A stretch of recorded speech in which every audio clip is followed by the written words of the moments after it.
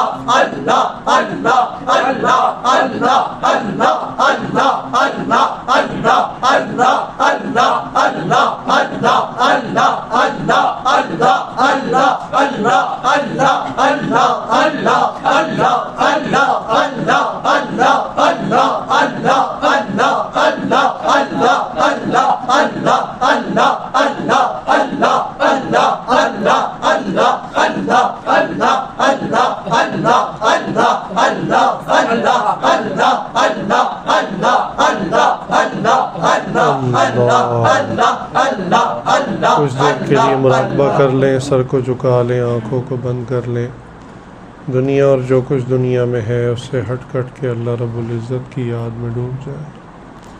یہ تصور کیجئے کہ اللہ رب العزت کی رحمت آ رہی ہے، ہمارے دلوں میں سما رہی ہے، ہمارے دلوں کی سیاہی اور ظلمت دور ہو رہی ہے، اس کے شکرانے میں ہمارا دل کہہ رہا ہے اللہ اللہ اللہ۔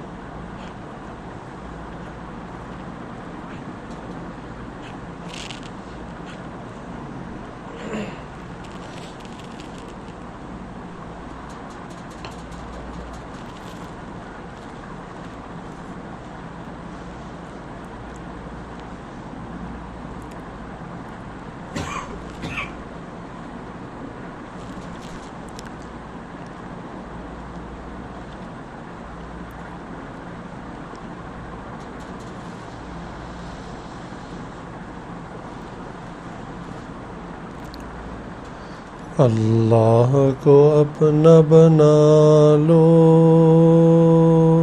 اللہ کو دل میں بسا لو، اللہ کو دل میں بسا لو، اللہ کو اپنا بنا لو، اللہ کو دل میں بسا لو، اللہ سے لو لگا لو۔ یہ زندگی ایک مہلت ہے، روٹھے ہوئے رب کو منا لو، اللہ کو اپنا بنا لو۔ اب سب رشتوں کو چھوڑو، اللہ سے رشتہ جوڑو، اب سب رشتوں کو چھوڑو، اللہ سے رشتہ جوڑو، ہر غیر سے اب ہٹ کٹ کے اللہ سے لو لگا لو، اللہ کو اپنا بنا لو، اللہ کو اپنا بنا لو، اللہ کو دل میں بسا لو، اللہ سے لو لگا لو، اللہ سے غفلت کیسی، اللہ سے دوری کیسی، اللہ سے غفلت کیسی، اللہ سے دوری کیسی، اب سب وردوں کو چھوڑو، اللہ کو ورد بنا لو، اللہ کو اپنا بنا لو، اللہ کو اپنا بنا لو، اللہ کو دل میں بسا لو، اللہ کو دل میں بسا لو،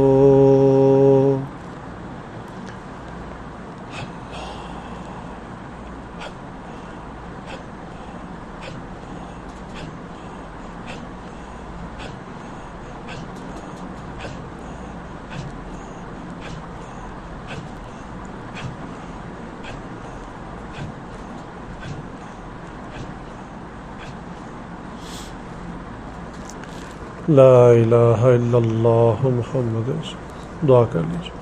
اللہم صلی علی سیدنا محمد وعلی آل سیدنا محمد وبارک وسلم۔ ربنا ظلمنا انفسنا وان لم تغفر لنا وترحمنا لنکونن من الخاسرین۔ اے اللہ ہم آپ کے عاجز مسکین بندے بندیاں ہیں، ہمارے گناہوں کو معاف فرما، یا اللہ عیبوں کی پردہ پوشی فرما، یا اللہ جتنے گناہ آج تک کیے انہیں معاف فرما، آئندہ نیکوکاری پرہیزگاری والی زندگی شروع کرنے کی توفیق عطا فرما، یا اللہ وہ گناہ جو دن میں کیے جو راتوں میں کیے معاف فرما، یا اللہ وہ گناہ جو محفلوں میں بیٹھ کر کیے جو تنہائیوں میں چھپ چھپ کر کیے معاف فرما، یا اللہ وہ گناہ جو ہمیں یاد ہیں اور جو ہم کر کے بھول گئے یا اللہ معاف فرما دیجئے۔ یا اللہ گزشتہ سال بھی زندگی کے پہلے سالوں کی طرح ضائع کر دیا، یا اللہ اب آئندہ ہمیں اس نئے سال کے آغاز میں نئی اور نیک نیتیں کرنے کی توفیق عطا فرما دیجئے۔ یا اللہ ان نیک نیتوں کے مطابق ہمیں نیک اعمال کرنے کی توفیق عطا فرما دیجئے۔ یا اللہ ہمیں گناہوں کو چھوڑنے کی توفیق عطا فرما، نفس اور شیطان کی پیروی کرنے سے یا اللہ ہماری حفاظت فرما۔ یا اللہ آپ کی اور آپ کے حبیب صلی اللہ علیہ وسلم کی تعلیمات پر اور صحابہ کے راستے پر اور ان کی زندگیوں کے جو سبق ہیں ان کو یا اللہ سیکھ کر اس کے مطابق زندگی گزارنے کی توفیق عطا فرما۔ یا اللہ ہم سب کو نفاق سے بری عطا فرما، یا اللہ بدعات سے، شرک سے، کفر سے ہم سب کی حفاظت فرما۔ یا اللہ اپنے فضل و کرم سے ہمیں یا اللہ ایک نئی ایمانی قرآنی اسلامی زندگی شروع کرنے کی توفیق عطا فرما، دین اور شریعت پر اور سنت پہ ہمیں استقامت عطا فرما۔ یا اللہ نبی پاک صلی اللہ علیہ وسلم کی ایک ایک سنت پر ہمیں عمل کرنے کی توفیق عطا فرما۔ یا اللہ جتنی ظاہر کی سنتیں ہیں ان پر بھی، جو باطن کی سنتیں ہیں، اخلاقیات کی سنتیں، ان پر بھی عمل کرنے کی توفیق عطا فرما، معاملات کی سنت پر عمل کرنے کی توفیق عطا فرما، گفتار کی سنت پر عمل کرنے کی توفیق عطا فرما، لباس کی سنت پر عمل کرنے کی توفیق عطا فرما، کھانے پینے، اٹھنے بیٹھنے، سونے جاگنے، زندگی کے ہر معاملے کی سنت پر عمل کرنے کی توفیق عطا فرما۔ یا اللہ کل قیامت کے دن ہمارے پیارے حبیب حضرت محمد صلی اللہ علیہ وسلم کی شفاعت اپنے فضل و کرم سے یا اللہ ہمیں عطا فرما۔ یا اللہ ہم کتنے گناہ گار سہی، یا اللہ ہے تو نبی کریم صلی اللہ علیہ وسلم کے امتی، یا اللہ اس نسبت کی لاج رکھ لیجئے، اپنے فضل اور کرم سے آخرت میں ان کی شفاعت عطا فرما، ان کی جماعت میں ہمیں یا اللہ شامل ہونے کی توفیق عطا فرما، ان کے جھنڈے کے سائے تلے کھڑا ہونا نصیب فرما، اور ان کی جماعت کے ساتھ ہمیں جنت میں داخل ہونا نصیب فرما۔ یا اللہ اپنے فضل و کرم سے ہمیں جنت والے اعمال شروع کرنے کی توفیق عطا فرما، یا اللہ جہنم والے اعمال کرنے سے ہماری حفاظت فرما۔ جو زندگی غفلت میں گزر گئی یا اللہ اس پر ہم توبہ کرتے ہیں، استغفار کرتے ہیں، یا اللہ ہماری توبہ کو قبول فرما۔ یا اللہ جہالت کے کاموں کو جن کو ہم کر چکے ہیں یا اللہ اپنے فضل و کرم سے معاف فرما۔ یا اللہ ہم نے آج تک اپنی آنکھوں کو غلط استعمال کیا، یا اللہ ہماری آنکھوں سے جتنے گناہ ہوئے معاف فرما۔ یا اللہ ہم نے کانوں کو غلط استعمال کیا، ہمارے کانوں سے جتنے گناہ ہوئے معاف فرما۔ یا اللہ ہم نے اپنی زبان کو غلط استعمال کیا، یا اللہ زبان سے جتنے گناہ ہوئے معاف فرما۔ یا اللہ دل دماغ میں سوچوں کے کتنے گناہ کیے، یا اللہ اپنے فضل و کرم سے معاف فرما۔ یا اللہ سر کے بالوں سے لے کر پیر کے ناخنوں تک جسم کے جس حصے سے گناہ ہوا سب اپنے فضل و کرم سے معاف فرما دیجئے۔ یا اللہ آئندہ ایک سچی سچی ایمانی قرآنی اسلامی زندگی شروع کر کے اس پہ استقامت کے ساتھ جم جانے کی توفیق عطا فرما۔ یا اللہ اپنے فضل و کرم سے تمام نیک اعمال ہمیں بھاگ بھاگ کر کرنے کی توفیق عطا فرما، گناہوں سے دور بھاگنے کی توفیق عطا فرما۔ یا اللہ زندگی میں جو فرائض باقی رہتے ہیں اپنے فضل و کرم سے ان کو پورا کرنے کی توفیق عطا فرما۔ یا اللہ جو بہن بھائی اب تک حج نہیں کر سکے یا اللہ اپنے فضل و کرم سے حج پر جانا ان کے لیے آسان فرما۔ یا اللہ اپنے غیبی خزانوں سے اسباب مہیا فرما۔ یا اللہ اپنے فضل و کرم سے جس کے قضا روزے رہ گئے، نمازیں رہ گئیں، زکوٰۃ رہ گئی اور جو دیگر فرائض رہ گئے اپنے فضل و کرم سے یا اللہ ہم سب کو اس کو ادا کرنے کی توفیق عطا فرما۔ یا اللہ ہماری دنیاوی حاجات اور پریشانیوں کو بھی یا اللہ دور فرما، اپنے فضل و کرم سے سب کی حاجات کو پورا فرما۔ جو بے اولاد ہیں ان کو نیکوکار اولاد عطا فرما، جو صاحب اولاد ہیں ان کی اولاد کو والدین کا فرما بردار بنا، ان کی آنکھوں کی ٹھنڈک بنا۔ یا اللہ جن گھروں میں جوان بچے بچیاں ہیں والدین کے لیے ان کے رشتے کرنے آسان فرما۔ یا اللہ جو جن کے اوپر قرضہ ہے یا اللہ قرض کے بوجھ سے خلاصی عطا فرما۔ یا اللہ جو بھائی کاروبار کی طرف سے، رزق کی طرف سے، نوکریوں کی طرف سے پریشان ہیں، کشائش والا، عافیت والا، برکت والا حلال رزق کا ذریعہ عطا فرما۔ یا اللہ اپنے فضل و کرم سے یا اللہ ہماری دعاؤں کو قبول فرما۔ جو بیمار ہیں انہیں کامل شفا عطا فرما۔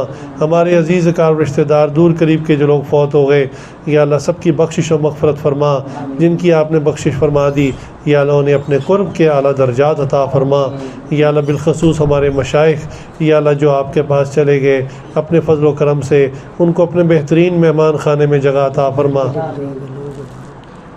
یا اللہ ہمارے شیخ حضرت غلام دستگیر صاحب رحمۃ اللہ علیہ، ہمارے شیخ حضرت غلام سبحانی صاحب رحمۃ اللہ علیہ، یا اللہ ہمارے شیخ حضرت جی ڈاکٹر صاحب رحمۃ اللہ علیہ، اور یا اللہ ہمارے محترم حضرت محترم اسلم پوری صاحب رحمۃ اللہ علیہ، یا اللہ اور بھی ہمارے جتنے احباب دنیا سے چلے گئے یا اللہ اپنا خصوصی انعام اور اکرام ان کو عطا فرما، بہترین مہمان خانے میں ان کو جگہ عطا فرما۔ یا اللہ جتنے احباب یا اللہ ہمارے اساتذہ جو حیات ہیں، مشائخ حیات ہیں، یا اللہ ان کو لمبی زندگی، صحت اور عافیت عطا فرما۔ یا اللہ ان کی زندگی میں برکت عطا فرما۔ یا اللہ ہمیں ان کی تعلیمات سے بہرور ہونے کی توفیق عطا فرما، اور یا اللہ ان کی تعلیمات کے مطابق عمل کرنے کی توفیق عطا فرما۔ یا اللہ جو بیمار ہیں انہیں کامل شفا عطا فرما۔ یا اللہ اپنے فضل و کرم سے ہر قسم کی بیماری کو شفا سے بدل دیجئے۔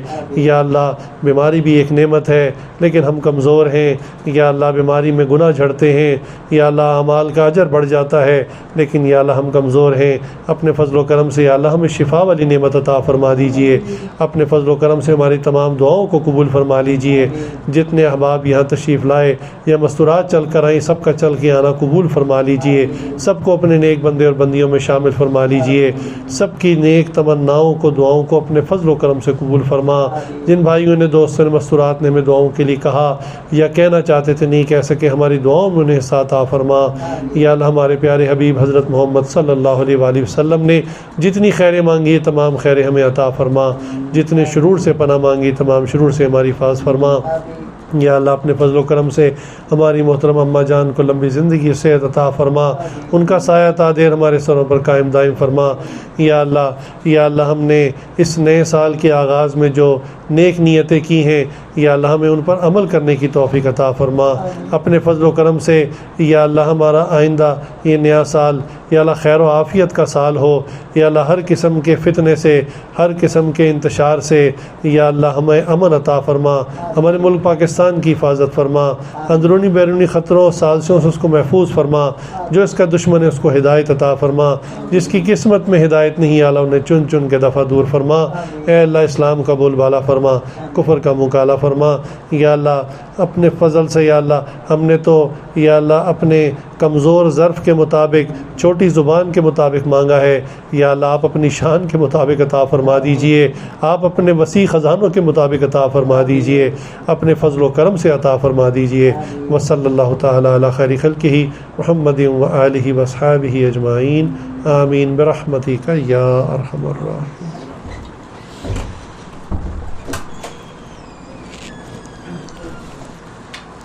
آئندہ جو ہفتہ آ رہا ہے یعنی کمنگ سیٹرڈے، ایک تو کل ہے ہفتہ، ایک جو اس کے بعد 29 تاریخ کو آ رہا ہے، 29 جولائی کو، یہ اشتہار بھی لگا ہوا.